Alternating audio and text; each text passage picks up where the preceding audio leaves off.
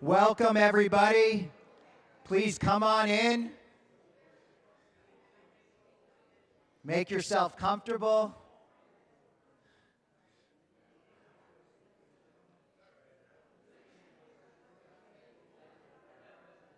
Let everyone get a seat.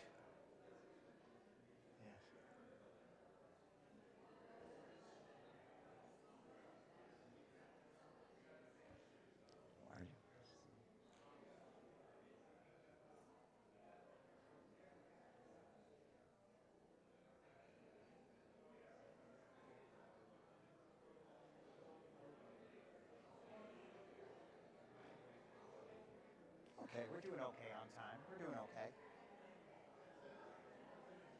Okay, welcome everybody. If you find your way to your seat, we have a very special program.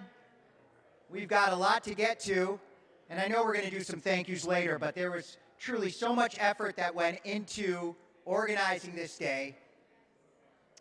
And so,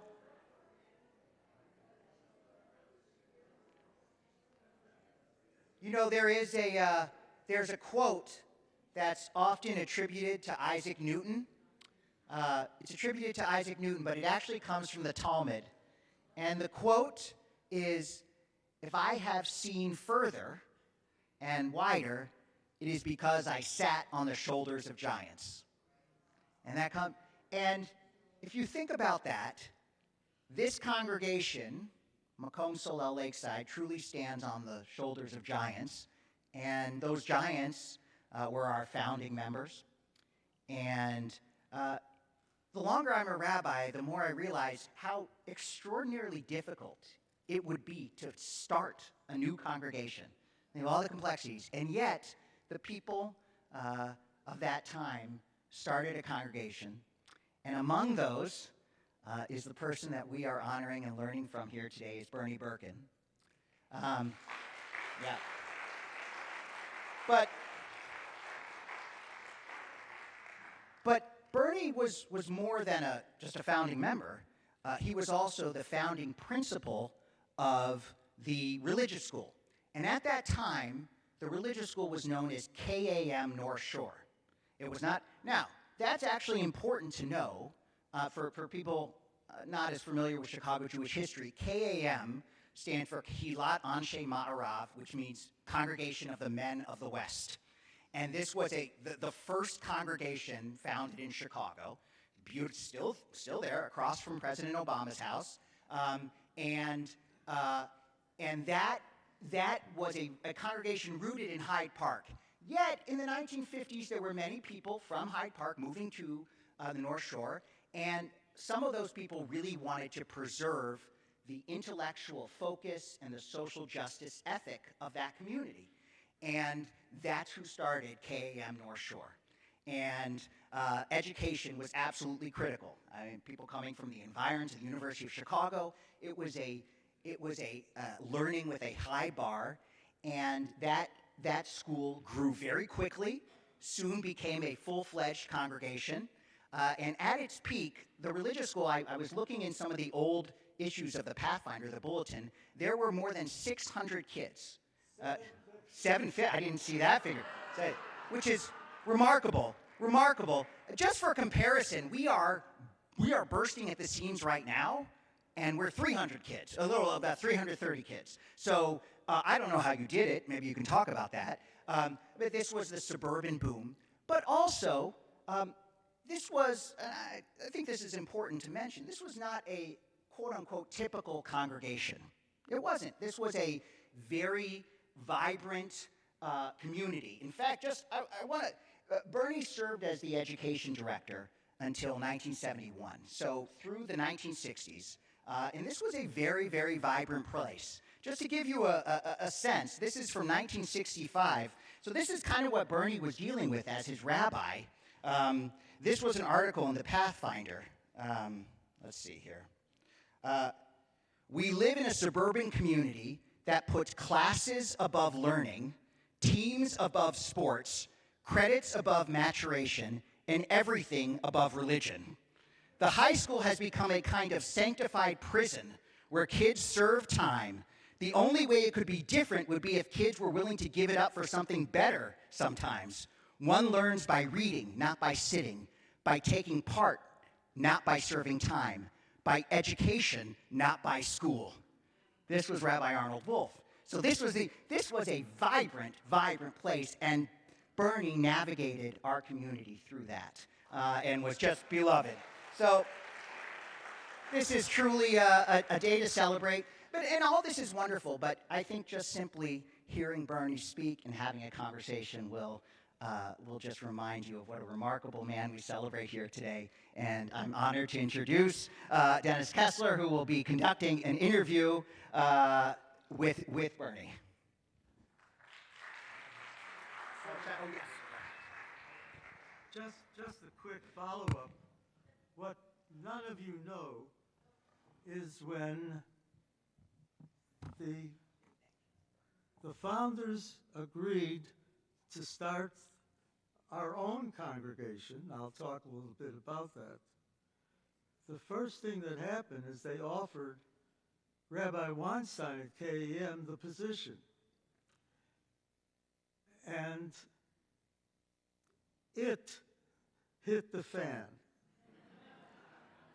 He represented the University of Chicago members of KEM, and they were trying to save the they were trying to save Hyde Park, Woodlawn, South Shore, and there was no way that he would leave KEM to come up here. But obviously, it worked out quite well when we hired Arnold Wolf. So the other person that you need to know.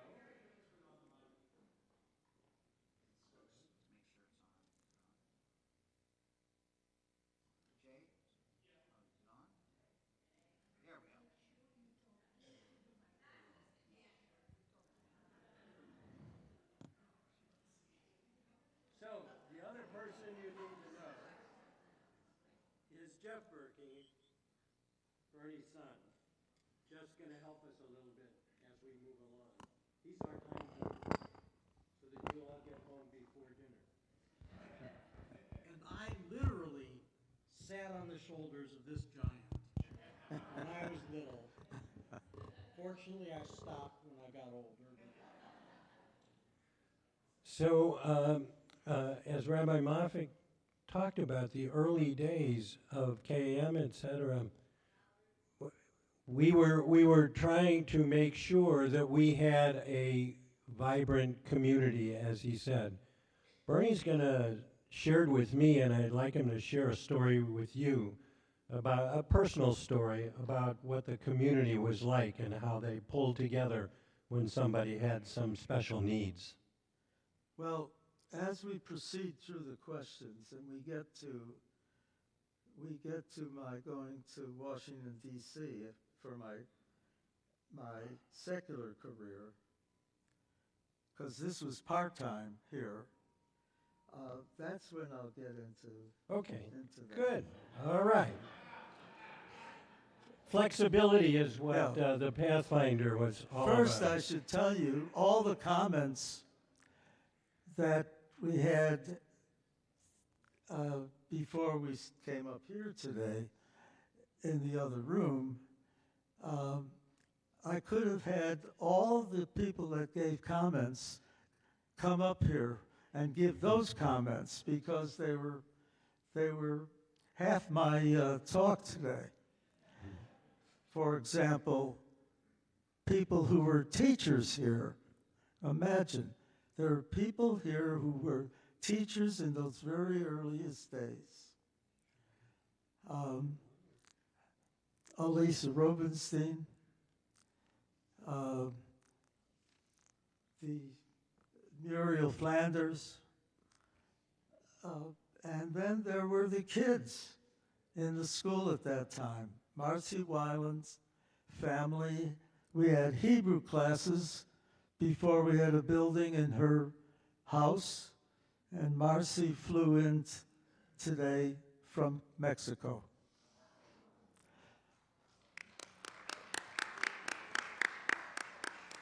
But All right, Bernie, let's start with the first question. How did your childhood influence your later Jewish do life? we need the introduction?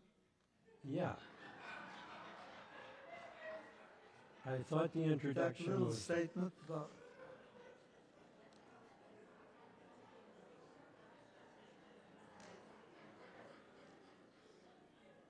What? it comes before. I thought the introduction was your story about when your wife passed. No. Okay. Well, I don't know what your introduction is. Why don't we come back to the introduction? We'll go ahead and try and find it. So, Bernie, why don't we start with the first? We'll come back to the introduction. Okay? So the question is, how did your childhood influence your later Jewish life? Well, this really is quite important. I grew up on the west side of Chicago, born 1926. So I lived there in the 30s and 40s. And most of the people in the community were parents, grandparents, and a few great-grandparents who came in mostly from Eastern Europe. And everything the education was related to was your bar mitzvah. So 3 years where I attended the Grenshaw Talmud Torah, that's the Cheder, to prepare for my bar mitzvah.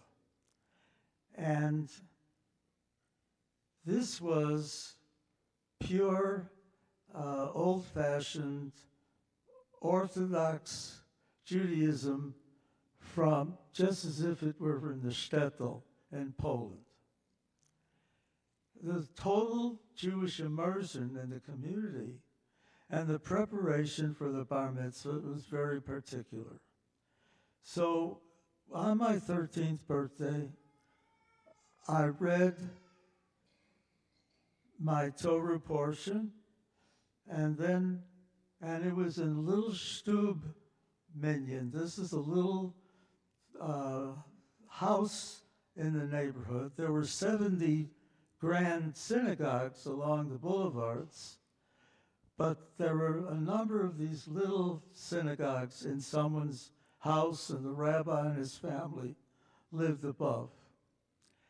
And my speech was in Yiddish. And the only thing I remember is, Heint bin ich da. Today I am here. That's all I remember. But I liked my Hebrew teacher. He was a young guy. He would play baseball with us. And he convinced me that after my bar mitzvah, I should wear tzitzis. You've seen them, with the strings hanging out. And that I should put on tefillin every morning, which I did from my November bar mitzvah till going to Camp Henry Horner. Henry Horner was a Jewish governor of Illinois, and the camp was named after him. And it was run by Young Men's Jewish Council, and Howard Landau, our second president at Solel, was actually on the board of Young Men's Jewish Council. And at the camp, the first thing that happened is I got up to put on my tzitzis and my tefillin. And to the other kids, I looked at them and they thought I was an alien. And that ended at that moment. There was no way after that I would continue, with all apologies to our two rabbis here today. But I abandoned that Orthodox Judaism. So, And go ahead. I came back to it when I was at the University of Chicago and in a PhD program. And the Rabbi Cederbaum, who was president of the College of Jewish Studies, put up a poster looking for teachers for the various Reform congregations. And that's where I got the leads for the new teachers I hired. In addition to the leads from Cederbaum, I also went looking for people that had that combination that was so desirable, people who had teaching skills and other people who had a rich Jewish background. And those were my candidates. And we had a fabulous teaching group, and some of them are here today. Good. Well, what was the committee? How did they select you? How did they find you? They couldn't lose me.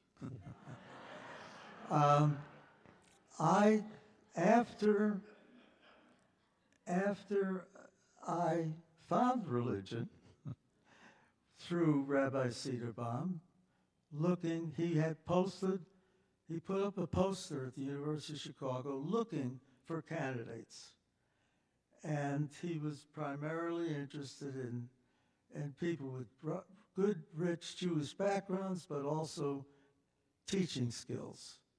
And so I began to teach at South Shore Temple, then at KAM.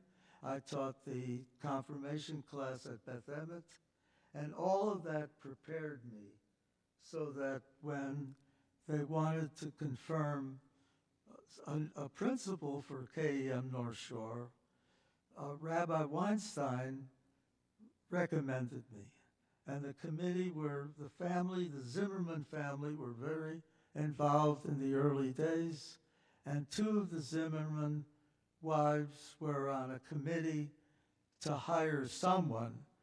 And so with that recommendation, I was hired.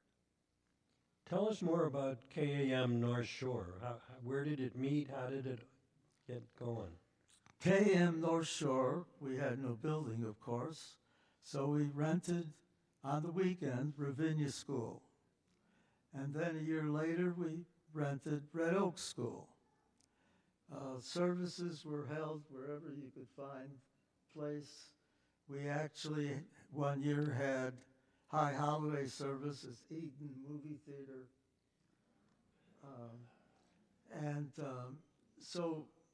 And we had Hebrew classes at the Weiland family and at the Paskine family. Good. So how did your secular career in administrative positions influence your selection at KM North Shore and Solel? Well, do you want to read the Pathfinder thing? Sure. So in 1964, Rabbi Wolf wrote an article for the Pathfinder.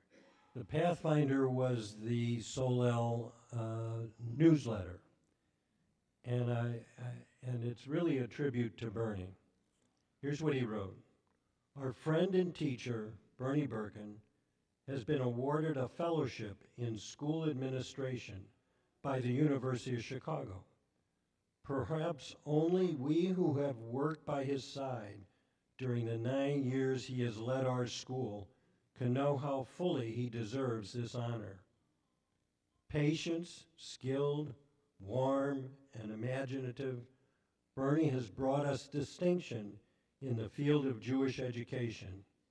He's been a rock of strength and sometimes also a lighthouse casting clarity into the deep and troubled sea of Jewish learning. None of his many services is more significant than the recruitment of a splendidly diverse religious school faculty. They include Orthodox Jews and humanists, old-fashioned pedagogues and modern psychologists, loyal members of Solel, and people who wouldn't be caught dead belonging to Solel. There are artists like Lawrence Cherrick who have transformed our building, writers like June Schoen, whose book on Jews in Search of God deserves national attention, many persuasive, passionate advocates of Judaism in all of its many forms and contents. They include a dozen of our own post-confirmants who have been learning how to become teachers in a real school. Our school, need I tell you, is not perfect, but we're pretty darn good. Jewish education is a hazardous profession. It's really hard, and Bernie has done it well.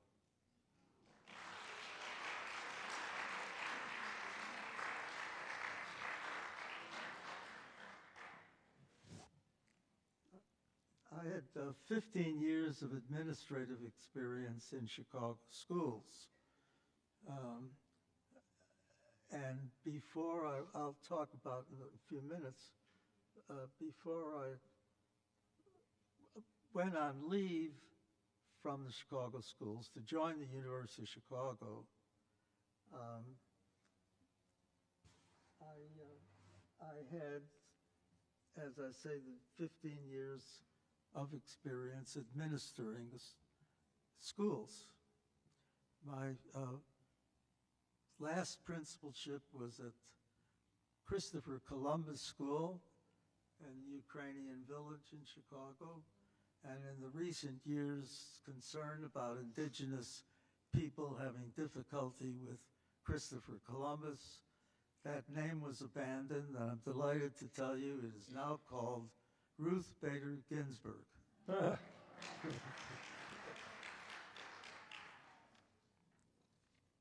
So what was the first year like, Bernie? Well, as Arnold wrote, as long as the members of Solel were pleased, and they sure were, and the Religious School Council was pleased, the board was pleased, the parents were pleased. It was a wonderful year. Good. What would, people probably don't know about the affidavit. What was the significance of the 1956 affidavit of intent to form an autonomous congregation signed by a strong leadership group, including selecting Arnold Wolf to be the congregation's first rabbi? Okay, in that transition from the first year, this was, the people up here were just a study group, and they had membership at KEM. And the second year is when they hired Rabbi Wolf to be the president, the principal, I'm sorry, the rabbi of North Shore, KEM North Shore. And so everybody was delighted. And, you know, how do you face such a wonderful experience where everybody was in love with each other? And for years later, I will now reveal the secret. All of us at the beginning learned, all of the members of the board and the Religious School Council and so on, learned how we had a secret hand signal.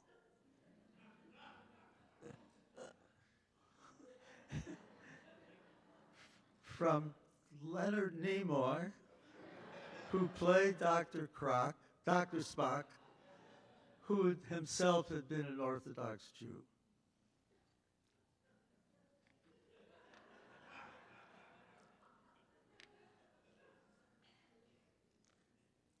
All right. So, Bernie, what did you consider your key roles with the religious school teachers? My key role was to make sure that they would be honest and understand what the congregation wanted. They wanted a fair teacher who would be good for the families, good for the kids, not express any hostility to the fact that some of the members might have a Christmas tree. And so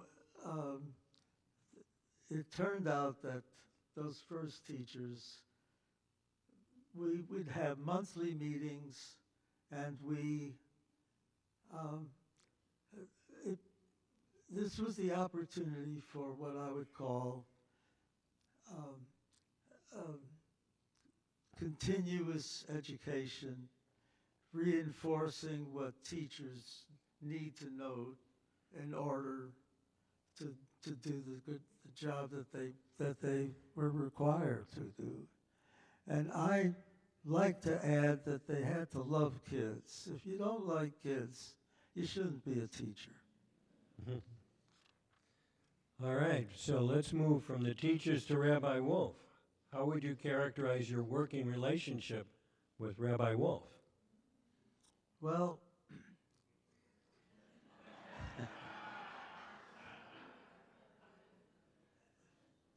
outside in the other room, one of the Sherman kids, Frank and Marge Sherman, were early, very significant members of Solel, and the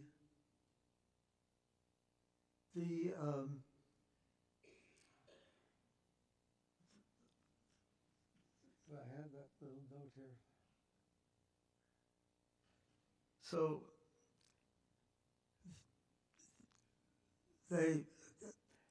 people kept expressing. Yeah. Anyway, so what she said was she was aware that the two of us, the rabbi and I, were very different. She was aware of that when she was a kid, the daughter of the Shermans.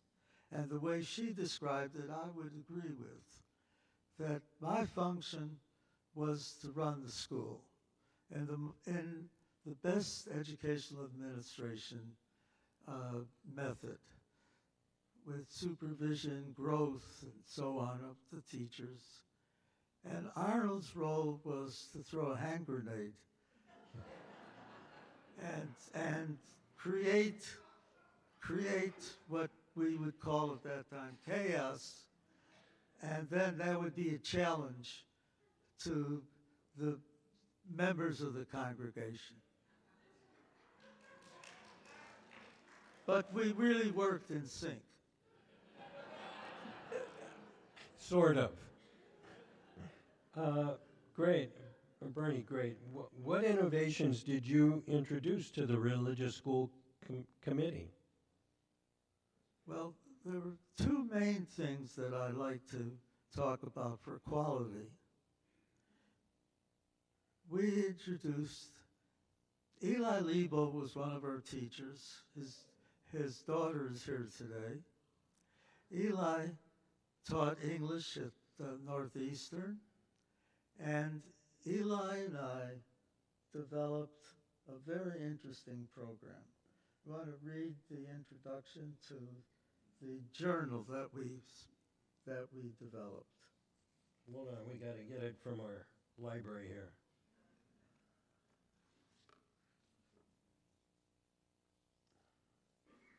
So this was the journal that Bernie talked about. Through those schools are organized so that young people experience religious education in a group setting The need to deal with individual differences is crucial. Religion, after all, despite its institutional frame of reference, is really a personal experience. This First Congregation Solel Religious School Journal for grades 7 through 10 has been developed so as to use creative writing as one more method to encourage our students at finding their own personal experiences. And so now we have a couple of excerpts. There were 12 contributions, but Dennis is going to read a couple of them. So this was written by a 10th grader, John Arbonell. Barbanel, sorry. It's titled The Atom and Peace. Behold, the gift of God is in your hands. The seed of life or death is yours. God gave his gift, the atom, to wise men.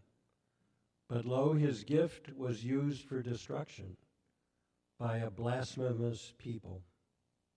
Awaken before the hour of good is past. Fleeting time has not passed by completely. Leave your sinful road of mediocrity. Seize the gift of the atom and seed eternal prosperity. If you do not arise to God's heat of peace, his gift will put nation against nation in a struggle which is all-consuming. Stop the vicious chain of man's greed and lust for power, for the world is quickly approaching a dark cataclysm. That's a kid. Can you imagine? The next one is written by a 9th grader, Michael Hoffman. Meet your God. Come out of your ghettos, ye children. Toss away your worthless trinkets and babbles. Care not for what you are called by men, but what your God calls you. Abandon your hates, your fears, your prejudices, your greed. But come unto God, your God, my God. Prepare to meet your God, O Israel. How about a hand for both of them?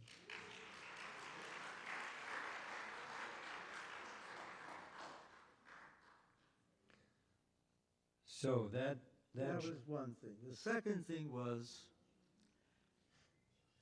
as some of you probably know, we began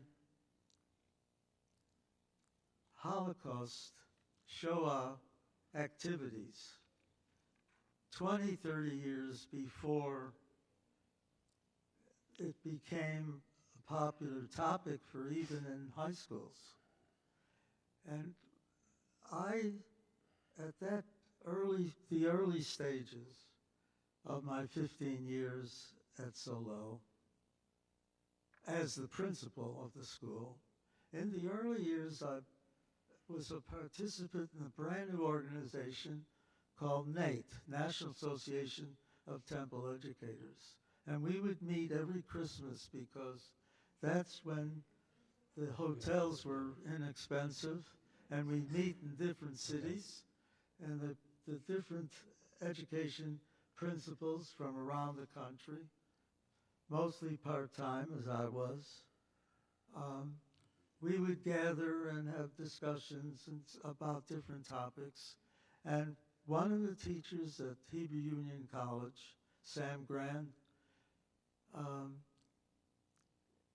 he challenged us. He said, you know, you people are running your religious schools and you teach the Bible stories and the holidays.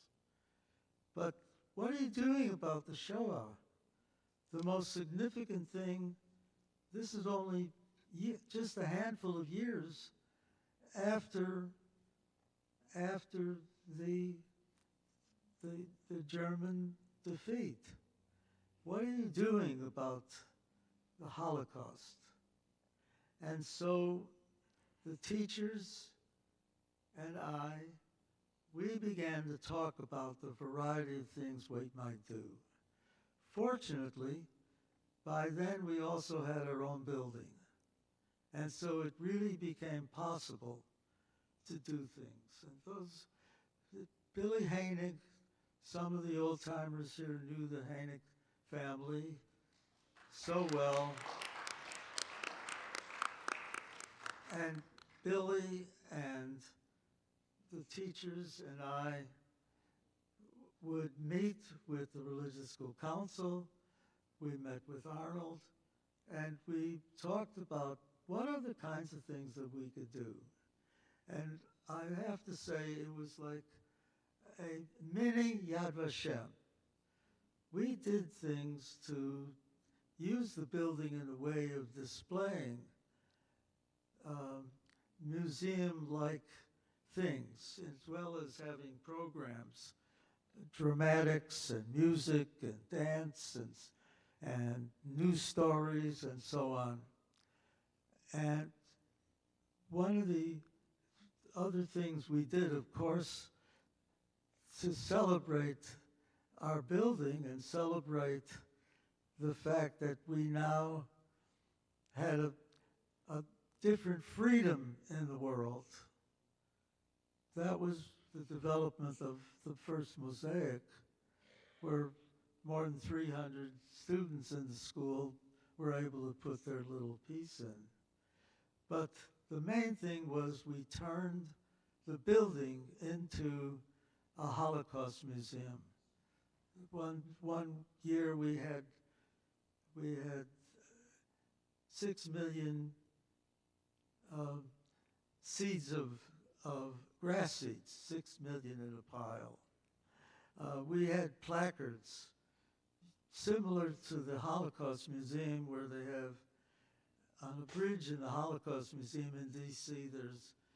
There's across the whole bridge are etched glass names of small Jewish communities in Eastern Europe and the number of people that perished.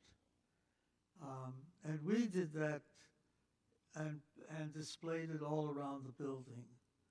And for my children's generation and the help of the youth group, we celebrated, if I can call it that, every year of the 15 years, particularly, as I say, in the first couple of years, we then had a mini museum, a Holocaust museum here.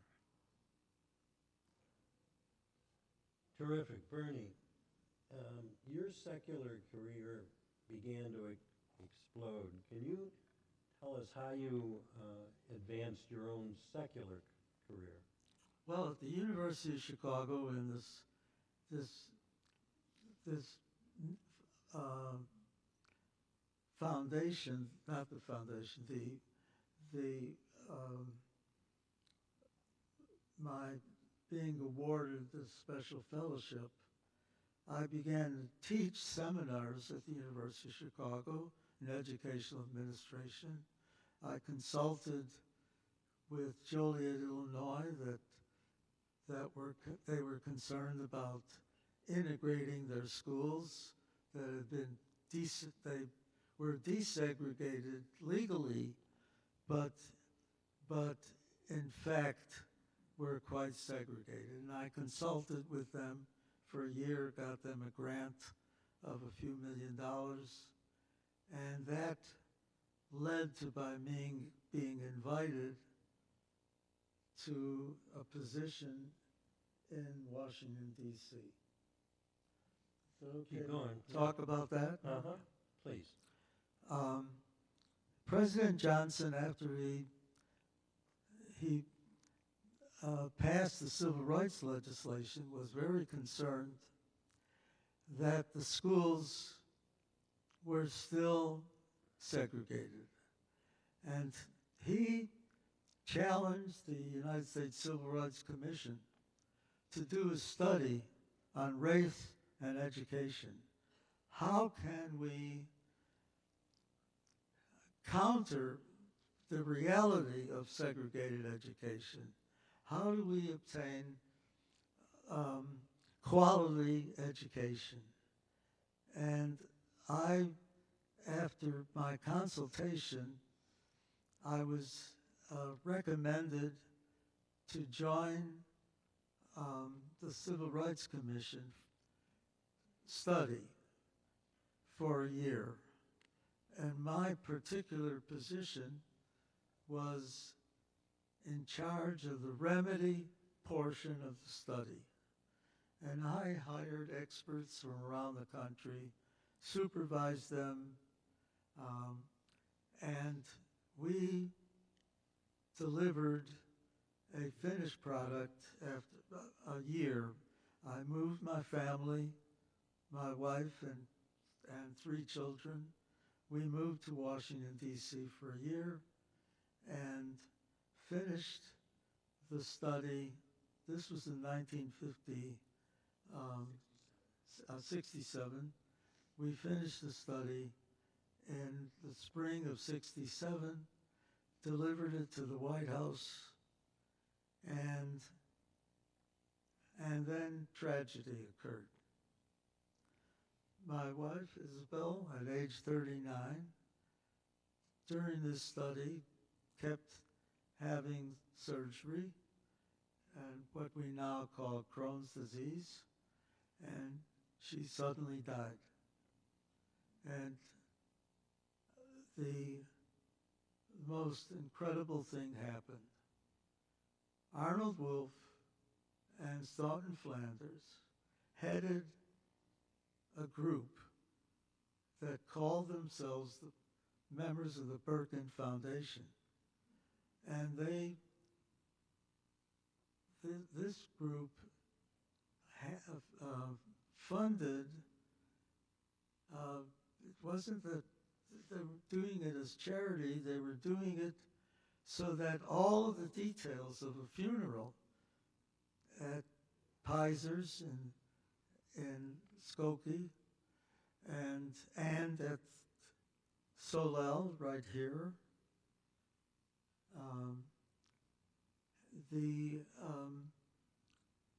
was taken care of by this group called the Berkin Foundation. And truly, it made all the difference to me and my 3 children who were 9, 12, and 15, and all the details that you could understand about a funeral and getting a grave. And Solel had already contracted a section of Sholem to be Solel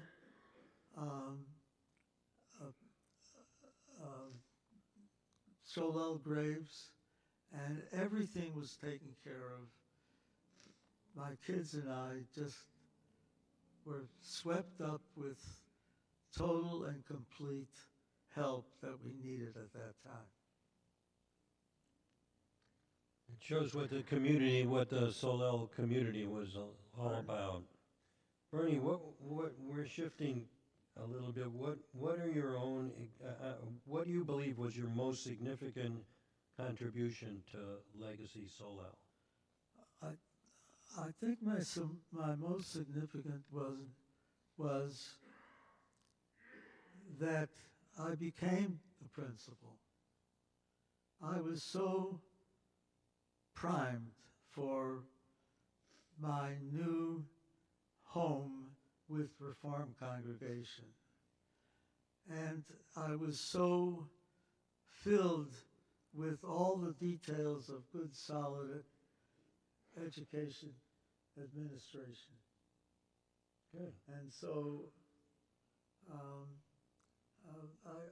I think that was a great contribution on my part. I think we all agree.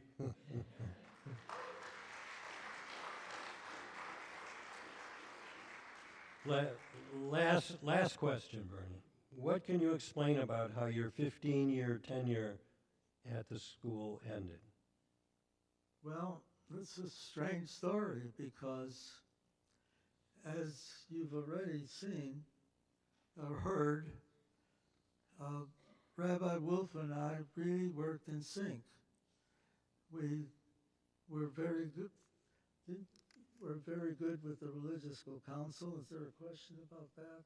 No, but you can probably talk about it. I have.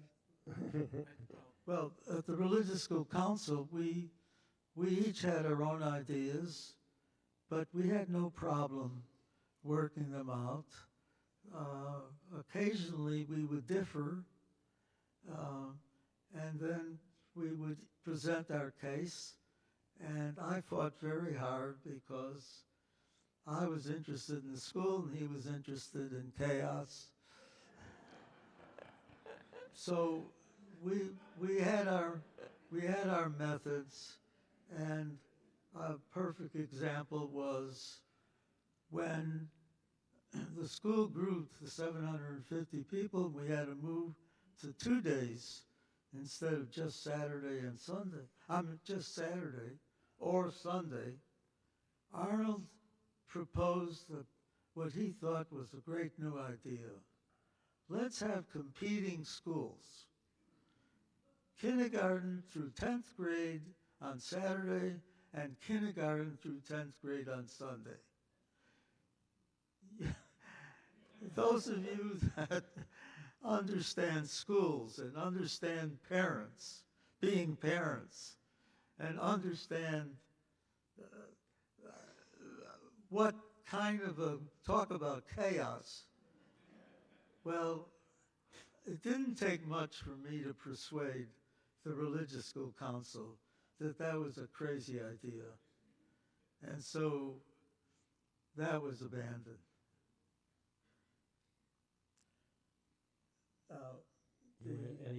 So it's surprising that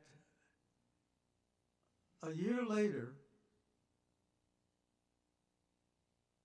Arnold and Rivia Domesh, who at that point was the president of the Religious School Council, asked for a meeting with me.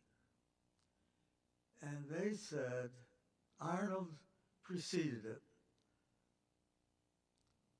Arnold wrote in another Pathfinder, I couldn't find it, but I remember what he said.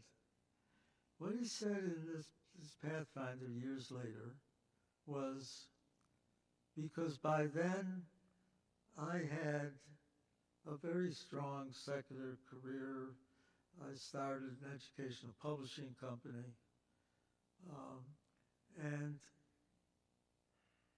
he wrote that Bernie is terrific, but he carries the school in his back pocket. And it's time that we need a full-time education director. And they offered the job to me. Well, you can imagine, with all the things that I was doing, that I would even consider dropping my whole secular educational career to become a full-time education director. And so after it was offered to me, and I said, no, of course not. Dorothy Wexler was the first full-time director hired, and ever since then, since that date, 1971, 72, all of the education directors since then have been full-time. Okay, final thoughts.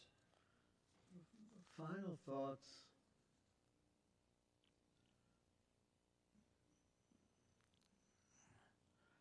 Everything I described today was certainly very exciting and significant. Along with everything else, I became an official founding member of Legacy Congregation Solel and have been continuously involved as a member ever since. It has been the experience of a lifetime. I wish to thank the committee that put together this event, Gail Goldstein, Julie Schlossberg, Sheila Marks, Marcia Denberg, Barb Kessler, Josh Lowitz, and Ellen Gusson. I also want to extend the greatest gratitude to Dennis Kessler to having me tell this last story, having me tell the story, making it possible. Finally, I want to thank all of you and all the past and present participants in Legacy Solel and Macomb Solel Lakeside for enabling the vision I had and the other founders 70 years ago. I think we succeeded.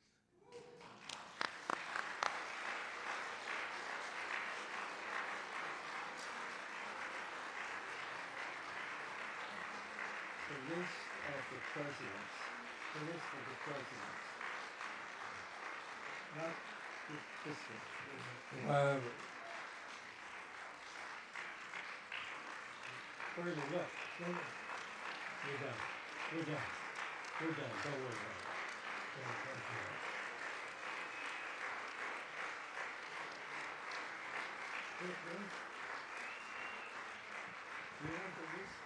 I don't know that. I'm going to steal your microphone for a minute because it's my honor to bless you on this occasion. But first, again, thanks to Denny Kessler for doing the interviewing. You know, that's sort of an unsung hero job, so thank you for doing that. Bernie, as you were talking about your bar mitzvah at the beginning of the event today, I was thinking about, I just have to tell you, you are here today, right? But you know, that's such a blessing for all of us. And every week that we have a B mitzvah student here on the Bima, you know, I have an opportunity to do a version of the beginning of Pirkei Avot, you know, 1:1, which says Moses received the Torah at Sinai and passed it on to Joshua, and Joshua passed it on to the elders, and then the prophets, and then the sages, generation after generation, until we hand it to you, Yankel, so-and-so, you know, here today in Highland Park, right? But I want to add you into that chain. You know, after the prophets and the sages, we handed the Torah to Bernie Berkin.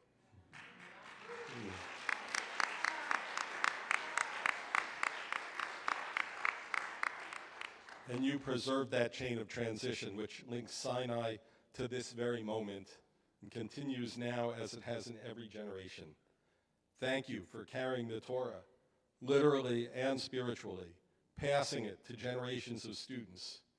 You are the teacher of students, the teacher of teachers, the teacher of rabbis. Our God and God of our ancestors, bestow your blessings on Bernie Berkin and this congregation. Continue to instill in him wisdom and righteousness, steadfastness and devotion. May you be blessed with inspiration as you continue to live and pass on your love of Judaism, ever attuned to the beauty of its customs, rituals, and beliefs. So I'd like to ask all of you to stand for a moment as we bless Bernie in this moment.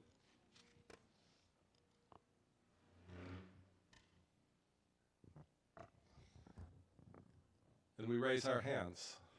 You know, you can do the Vulcan salute, which is really the sign of the letter Shin. It comes from the Kohanim. And we say this blessing for you, Bernie. Yevarechecha Adonai v'yishmerecha. May God bless you and keep you. Ya'er Adonai panav elecha v'chuneka.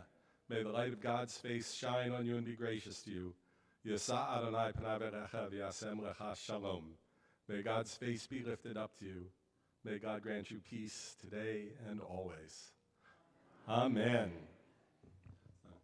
And I think Cantor O'Brien has a song for us. You can be seated.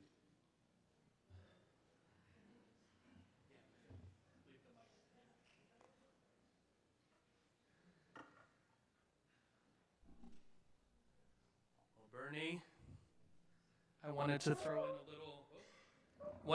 in a little bit more Yiddish into this morning and say that we're Shepin Nachas for you. And that's right, because Bernie, just as Rabbi Sarada was telling, each and every student here is really the pride and joy of our community. But I think even more profound, it is to say that you are the pride and joy of our community.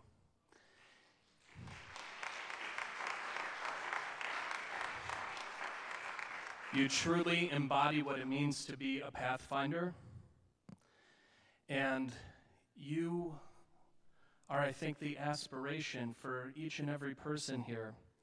It brings us so much pride that you represent the generation, our founders of this community. And we hope and pray that this strength and this wisdom can be passed on to those who will walk the path ahead. And so we offer this blessing, Ledor Vador. These are special sacred Hebrew words from generation to generation. And we offer this as a prayer and a tribute to everything that you have done for us in our community.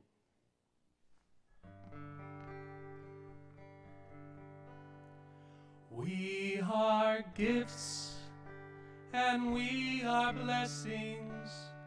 We are history in song. We are hope and we are healing. We are learning to be strong. We are words and we are stories. We are pictures of the past. We are carriers of wisdom, not the first and not the last. Ledor vador, nagid god lecha. Ledor vador, we protect this chain. From generation to generation, Ledor vador, these lips will praise your name. Looking back on the journey that we carried in our hearts, from the shadow of the mountain to the waters that would part. We are blessed and we are holy. We are children of your way, and the words that bring us meaning, we will have the strength to say. Ledor vador, nagid god lecha. Ledor vador, we protect this chain. From generation to generation, Ledor vador, these lips will praise your name. Siman tov u'mazal tov u'mazal tov. Ay siman tov u'mazal tov u'mazal tov. Siman tov u'mazal tov u'mazal tov. Siman tov yelanu. Yelanu, yelanu, lecho Yisrael.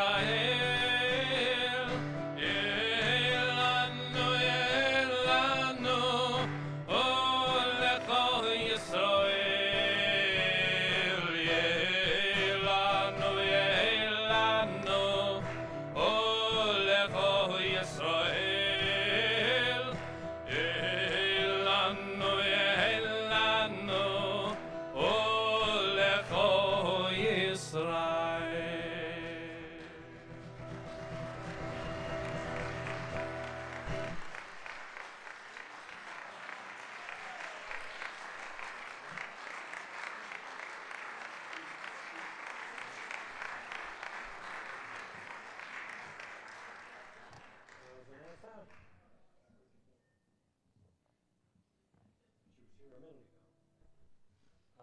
We wanted to give you guys just a chance to, maybe some of you have a question for Bernie. The cardio part of our questions. Oh my God, in the back. Come on, someone in the front, think of a question. I don't have a question. I just have a thank you from all the Meldman children. Karen's here with me, Eugene, daughter number 3, Barbara. Thank you for everything that you did, because this place is the basis of why we love being Jewish. And I have to mention the use of art in this synagogue and the use of music in this synagogue in our childhood, and what a role that played. Also, I wanted to mention for the Shoah weekend, right in the corner, there was a dais, and all the 6 million names were read.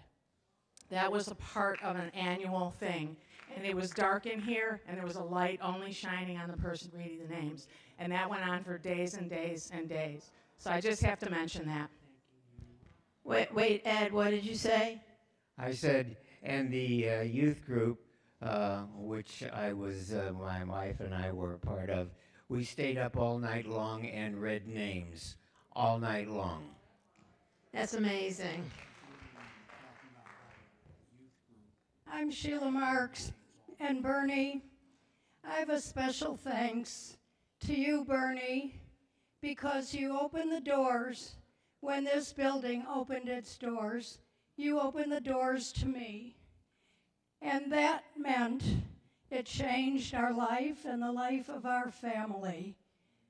Becoming a teacher here with your innovation, creativity, and camaraderie that resulted from the teachers working together, developing that Holocaust curriculum together, was life-changing. That was the first Havurah I was in. That was the one of the teachers and Bernie. I'll never forget what you gave us then. The next Havurah I was in was a family Havurah. We became 6 or 7 families who didn't know what a Havurah was, didn't know how to really practice Judaism, but we had little kids. Some of them we carried in our arms, and we knew that we were going to study twice a month, not going to set a date unless everyone could be there. And then we stood in front of the Ark on Shabbat, creating our own Friday night service because there was none for tots. And I remember many of us holding those babes in our arms in front of that bema. And Denny is shaking his head because he was one of them. And then there was a third Havurah I was a member of. And that one was the amazing board of directors, the executive committee, and the clergy and staff as I served as president of this congregation. Little did I know how each and every one of those pieces, Bernie, helped make us the family Jack and I have, and helped made us feel so very devoted to this congregation, and so very, very grateful to you, Bernie, for everything that happened because you opened that door and said, "You're hired." Thank you.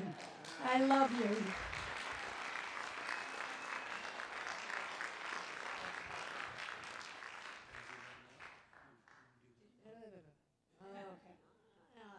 All right, pass it down. As a member of the early religious school council, which was such an important institution in integrating the young families into the congregation. And I learned many lessons from Bernie about administration. And whatever organization I went on to be active in after that, this was such an important lesson. And that lesson is, if you don't spend your budget the first year, you won't get it the second year.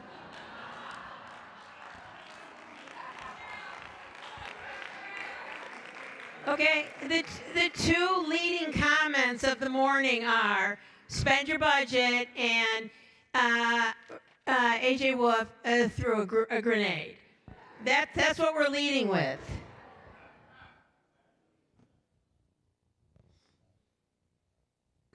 I am Elisa Rubenstein.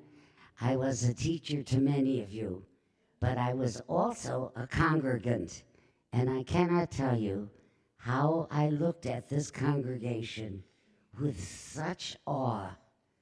I never saw such a group of intellectual, honest, decent, with people with such integrity ever in a congregation before. You're just the most beautiful group of Jewish people. I only left because they were cutting the Hebrew school and Sunday school hours and days, and it just broke my heart. And that's the only reason I left. I would have been here forever. Anyway, I want to say something about Bernie. He was the most imaginative administrator. He didn't choose teachers who were similar. We all had to be very different. Different kind of Jews. So the children would be exposed to different kind of Jews, because we are never the same. We are always having an argument or a different idea or whatever. And that made such a rich school. It was terrific, because the kids went from one grade to another, so they were exposed to so many different people.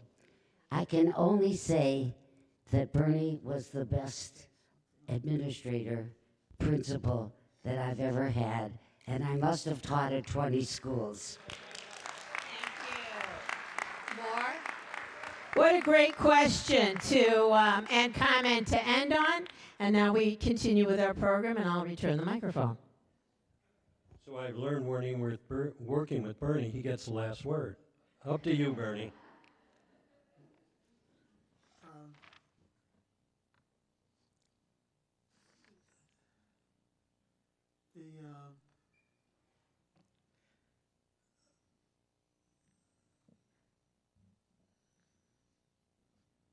The presidents of Solel I served under were Herman Edwards, Ben Gingas, Arthur Lewis, Howard Landau, William Swartz, Bert Wolf, Irv Hainig, Mort Pierce, Art Siegel. Because of and Corinne Siegel, most of today's extraordinary event, because of it, I'm going to depart from the constraint of the 15 years. It's remarkable that some of the members of today's committee, in their own time period, became presidents of Solel. They're Gail Goldstein, Julie Schlossberg, Sheila Marks, Barb Kessler, and Josh Lowitz. And they also are my lifelong friends.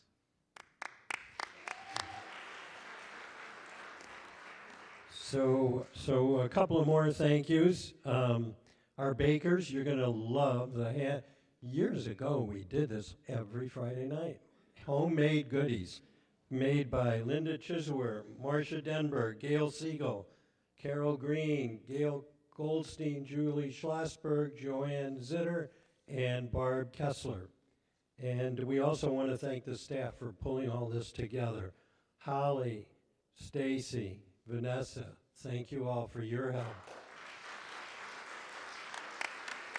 And now a wonderful surprise closing.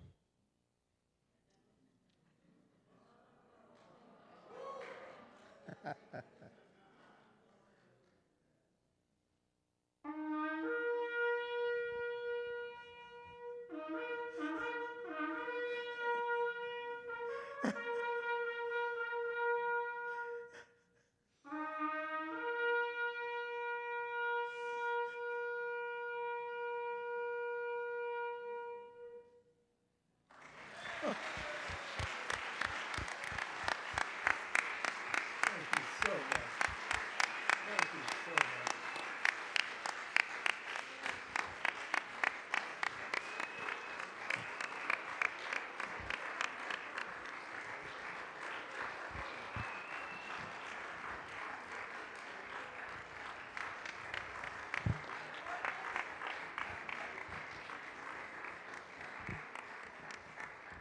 Hold on, one more.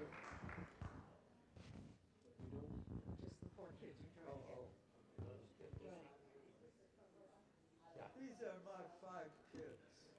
Go eat, everybody.